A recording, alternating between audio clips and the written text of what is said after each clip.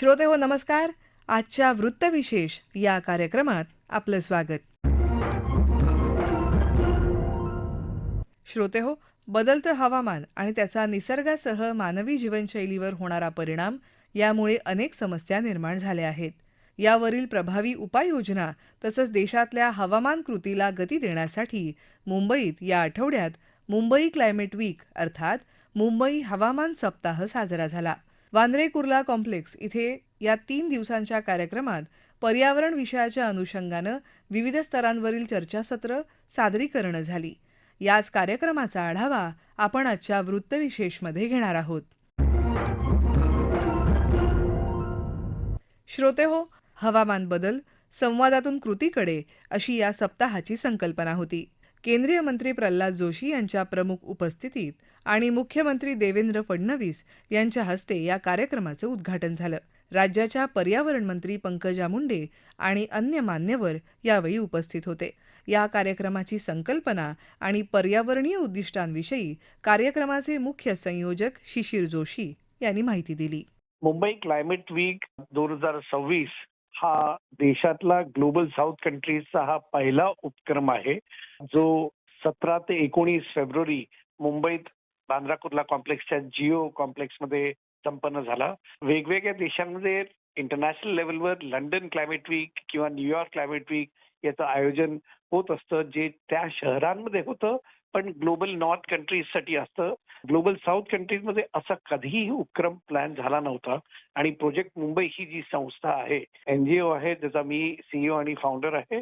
आम्ही विचार केला की ग्लोबल लेवलवर इंडियाचा एवढा योगदान असतो क्लायमेटवरती, एन्व्हायरमेंटवरती, पर्यावरणासाठी, आणि एवढं त्याचं अस्तित्व आहे, एवढा रिस्पेक्ट आहे, तर भारतात अशी एक कॉन्व्हर्सेशन करावी आणि या कारणासाठी आम्ही मुंबई क्लायमेट वीकचं आयोजन केलं आणि त्यात महाराष्ट्र सरकार, एन्व्हायरमेंट डिपार्टमेंट, महानगरपालिका आणि MMRDA हे आमचे सहभागी झाले आणि याचं प्लॅनिंग करता करता कमीत कमी 100 असे संस्था आमच्याबरोबर आल्या आणि 3 मुद्दे आम्ही या मुंबई क्लायमेट वीक मध्ये घेतले. त्याच्यात अर्बन रेझिलियन्स म्हणजे लँड हीट असते, फ्लडिंग असतं, या सगळ्यांची चर्चा झाली. त्याच्यात फूड सिस्टम्स म्हणजे ग्रामीण विकासामध्ये पर्यावरणाचा किती फरक पडतो तो आहे, आणि एनर्जी रेझिलियन्स, एवढं आपण एनर्जी, हीट, EVs या विषयांवरती चर्चा असते, आणि त्याबरोबरच क्लायमेट फायनान्स हे मुद्दे किंवा इनोव्हेटर्स यांच्यासाठी काय काय करता येतं, या सगळ्याचं आम्ही सखोल चर्चा झाली.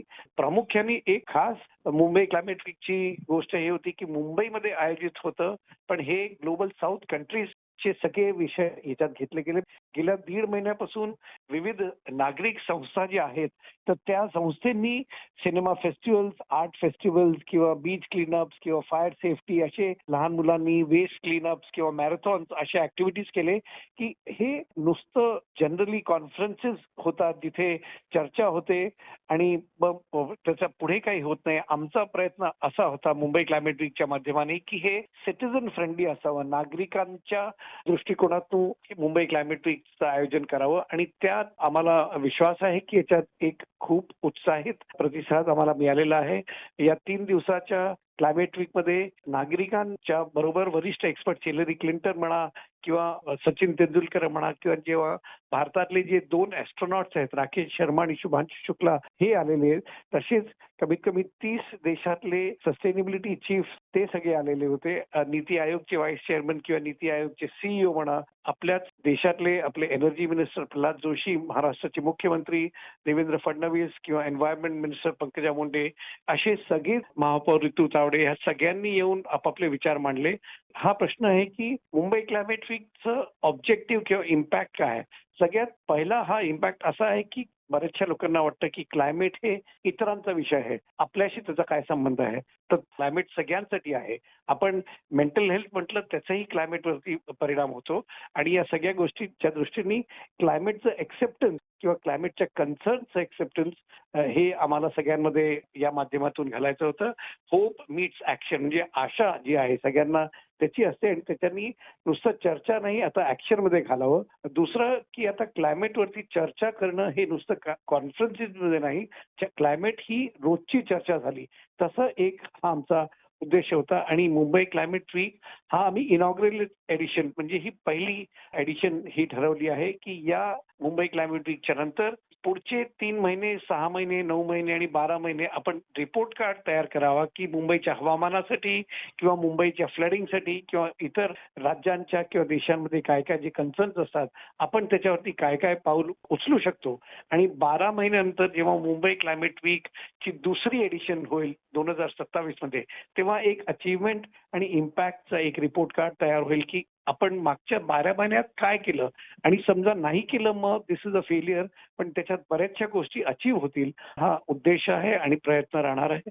प्रयत्न हाही राहील की मुंबई क्लायमेट वीक हे नागरिकांसाठी असावं. यावेळी पण आम्ही जे मुंबई क्लायमेट वीकचं आयोजन केलं प्रोजेक्ट मुंबईनी हे प्रत्येका व्यक्तीसाठी मोफत होतं. तोच प्रयत्न आहे की मुंबई क्लायमेट वीक प्रोहिबिटिव्ह नसावं. कोणीही याच्यात सहभागी होऊ शकतं. सगळ्यांनी याच्यात सहभागी व्हावं. पहिल्यांदा कुठल्याही देशात जेव्हा क्लायमेट वीकचं आयोजन झालं या क्लायमेट वीकचं जे सगळ्यात एक्सक्लुझिव्ह एलिमेंट वार्तावरण म्हणून हा एक चॅप्टर होता. त्याच्यात कुठल्याही नागरिकाला जर बोलण्याची इच्छा असावी त्यांनी रजिस्टर करून वार्तावरणचा प्लॅटफॉर्म तयार केला होता. त्याच्यात 5 मिनिटं मोफत बोलण्याची संधी प्रत्येका नागरिकालाही दिली होती आणि त्याचाही एक खूप चांगला सक्सेसफुल प्रयोग झाला या मुंबईच्या क्लायमेट वीकमध्ये.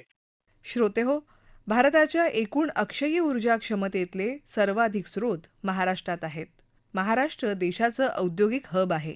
म्हणूनच राज्यातले बदल देशातल्या बदलांना चालना देतात, असं मुख्यमंत्री फडणवीस यांनी उद्घाटन प्रसंगी सांगितलं. हवामान बदलांमुळे ग्रामीण भागातही शेतीसह अन्य अनेक घटकांवर परिणाम होतात. या अनुषंगाने या कार्यक्रमात झालेले पंचायत सत्र लक्षवेधी ठरलं. 6 राज्यातल्या पंचायतींच्या नेतृत्वाने स्थानिक पातळीवरील वातावरण बदलाचं आव्हान पेलतानाचे अनुभव मांडले. याविषयी या कार्यक्रमाचं आयोजन केलेल्या असर सोशल इम्पॅक्ट ॲडवायझर्स या पर्यावरण संबंधी संस्थेचे राज्याचे प्रमुख विश्वजित पुजारी यांनी आपले विचार मांडले. मुंबई क्लायमेट वीकमध्ये आम्ही एक खास पंचायत सत्र आयोजित केलं, जिथे भारतातील वातावरण बदल कृतींमध्ये पंचायतींचे नेतृत्व या विषयावर 6 राज्यांतील तळागाळातील नेते एकत्र आले होते. आणि भारतातील प्रभावी क्लायमेट उपाय हे फक्त परिषदांपुरते नाहीत, तर आपले गाव पातळीवरून पुढे येत आहेत, असं या कार्यक्रमात खरंच अधोरेखित झालं असं वाटतं मला. आणि हे सत्र असर सोशल इम्पॅक्ट ॲडवायझर्सच्या कॉन्फरन्स ऑफ पंचायत्स अशी एक इनिशिएटिव्ह आहे, आपण त्याला पंचायत परिषदसुद्धा म्हणतो, त्याच्यावर आधारित होतं. Policy and development advisory group PDAG आणि महाराष्ट्र राज्य वातावरणीय कृती कक्ष, state climate action cell, Maharashtra सरकारचा पर्यावरण विभागाचा डिपार्टमेंटचा क्लायमेट ॲक्शनसाठी क्रिएट झालेलं सेल आहे. यांच्या सहकार्याने स्थानिक नेत्यांना अधिक सक्षम कसं करायचं यावर भर होता. आणि दरवर्षी जागतिक स्तरावर कॉन्फरन्स ऑफ पार्टीज होतात, त्याच्याबद्दल तुम्हाला माहीत असेलच. यालाच आपण कॉप म्हणतो ओरिजिनली, जिथे देशांचे प्रतिनिधी वातावरण बदलावर बोलतात, निर्णय घेतात. असरने त्याच धर्तीवर गाव स्तरावर पंचायत परिषद सुरू केली आहे, जे आपल्या पातळीवरचे कॉप असे ठरतील. यातून स्थानिक समस्या समोर येत आहेत. दुष्काळ वाढलाय, अतिवृष्टी, शेती, पाणी, जंगलाचे प्रश्न काय आहेत, रोजगाराचे प्रश्न काय आहेत, अशा बऱ्याच मुद्द्यांवर सरपंच आणि अधिकारी एकत्र येऊन बोलतात. आणि महाराष्ट्रात गावं स्वतःहून उपाय करतायत, त्याची उदाहरणं इतरांसाठी प्रेरणादायी खरंच ठरत आहेत. महाराष्ट्र, कर्नाटक, केरळ, बिहार, झारखंड आणि ओडिशा या 6 राज्यातून 6 गावांचे सरपंच आपण मुंबई क्लायमेट वीकला एकत्र आणलेलो. आणि त्यांनी वृक्षारोपण असो किंवा सौर ऊर्जा असो, कचरा वर्गीकरण किंवा जंगल जोपासण्याचं काम असो, असे उपाय कसे केलेत त्याच्याबद्दल माहिती दिली आणि ते आपल्या मुंबईच्या लोकांना सुद्धा सांगितलं. भंडारा जिल्ह्यातील बेला गावचे सरपंच शारदाताई गायदने जे आहेत, ते तर आता ग्रामीण पातळीवर क्लायमेट ॲक्शनच्या संदर्भात सेलिब्रिटीज झालेले आहेत. यांनी गावाला एकत्र करून कचरा, आरोग्य, सौर ऊर्जा, महिलांच्या समस्यासुद्धा या सगळ्याच विषयांवर उपक्रम गेल्या काही वर्षात केलेत. त्यांनी वीज वाहनांसाठी सुद्धा चार्जिंग स्टेशन सुरू केलेत आणि चुली तर कमी केलेतच आहेत आणि LPG सुद्धा वाढवलेत. समुदायाने राज्य योजनाचा चांगला वापर करून बदल कसा घडवावा याची माहिती त्यांच्याकडून सगळ्यांना मिळाला. माझी वसुंधरा पुरस्कार सुद्धा त्यांना मिळालेला आहे. आणि 2024मध्ये राष्ट्रीय पंचायत पुरस्कारात कार्बन न्यूट्रल अशी एक कॅटेगरी आहे, त्याच्यात यांना फर्स्ट प्राइज मिळालेला. हे तळागाळातले जसे नेतृत्व जगासमोर आले तर राज्यभर आणि देशाभराला प्रेरणा मिळेल आणि देशाभरातील अशा सरपंचांना मुंबई क्लायमेट वीक सारख्या जागतिक व्यासपीठावर आणणं हे खासच होतं आणि आम्हाला त्याच्या खरंच बोलू तर खूपच अभिमान आहे आणि राष्ट्रीय नियोजन आणि स्थानिक गरजांमधील अंतर जे आहे अशा प्रयत्नांमुळे कमी होतील अशी अपेक्षा आहे. क्लायमेट ॲक्शन तर तळापासूनच वर यायला हवं आणि कॉन्फरन्स ऑफ पंचायत सारख्या इनिशिएटिव्समुळे हे भारत आणि महाराष्ट्र जगापुढे एक यशस्वी उदाहरण म्हणून मांडू शकतात असं आम्हाला खरंच वाटतंय. मुंबई क्लायमेट वीक सारख्या व्यासपीठावर या सरपंचांची ही मांडणी ही खरं तर मोठी उपलब्धी असून संपूर्ण ग्लोबल साऊथसाठी यातून एक वाटचाल करता येईल. श्रोतेहो, या मुंबई क्लायमेट वीक परिषदेत पर्यावरणासाठी काम करणाऱ्या विविध संस्था, कंपन्यांनी प्रदर्शनात सहभाग घेतला होता. त्यापैकी एका सहभागी वॉकिंग प्रोजेक्टचे कार्यक्रम व्यवस्थापक वेदांत म्हात्रे यांनी आकाशवाणी मुंबईला आपला अनुभव सांगितला. वॉकिंग प्रोजेक्ट हा एक नॉन प्रॉफिट आहे, म्हणजेच एनजीओ आहे जो मुंबई महानगरात पादचारी सुविधा ज्या आहेत फुटपाथ ते इम्प्रूव्ह करण्यामागे काम करतं. तर याच्या मागे आम्ही लोकांसोबत संवाद साधतो आणि त्यांना म्हणजे समजावतो की फुटपाथ कसे असायला हवे, आपल्या इंडियन स्टँडर्ड्सच्या हिशोबात कसे असायला हवे, रुंदी किती हवी, हाईट किती हवी. त्या संदर्भात आम्ही कम्युनिटी वॉक होस्ट करतो जिथे 10-15 लोकांसोबत चालतो आणि आम्ही BMC, MMRDA सारख्या एजन्सी सोबत पण काम करतो की कशा प्रकारे कमीत कमी वेळात आपण फुटपाथ इम्प्रूव्ह करू शकतो. कशा प्रकारे आपण मुंबईतले काही रस्ते जिथे खूप लोक चालतात रेल्वे स्टेशनच्या एरियाजमध्ये तिथे कसं इम्प्रूव्हमेंट आपण आणू शकतो. तर त्या हिशोबात आमच्यासाठी हा जो मुंबई क्लायमेट वीकचा इव्हेंट होता तो खूप चांगल्या रीतीने ऑर्गनाईज केलेला होता आणि बरेच इंटरेस्टिंग स्टॉल पण होते आणि बऱ्याच लोकांसोबत पण संवाद साधता आला मला.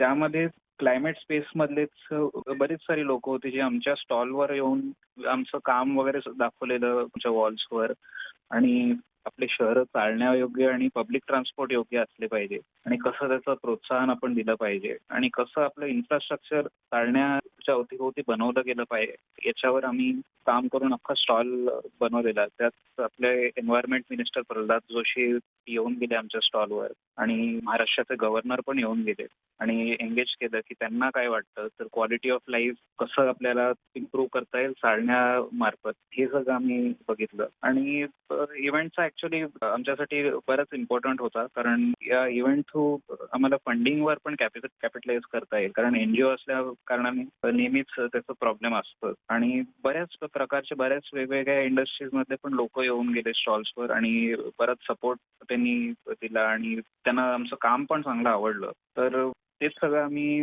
आता पुढे घेऊन जाणार आहे आणि ते बघणार आहे की कसं आपल्याला एक्सपांड करता येईल आणि अजून आपली शहरं आपलं कसं बाकीच्या मुंबई महानगराच्या दुसऱ्या शहरांमध्ये एक्सपांड करता येईल आणि गव्हर्नमेंटचा पण आम्हाला कसा सपोर्ट घेता येईल अजून पादचारी सुविधा इम्प्रूव्ह करण्यासाठी ते आम्ही बघणार आहे.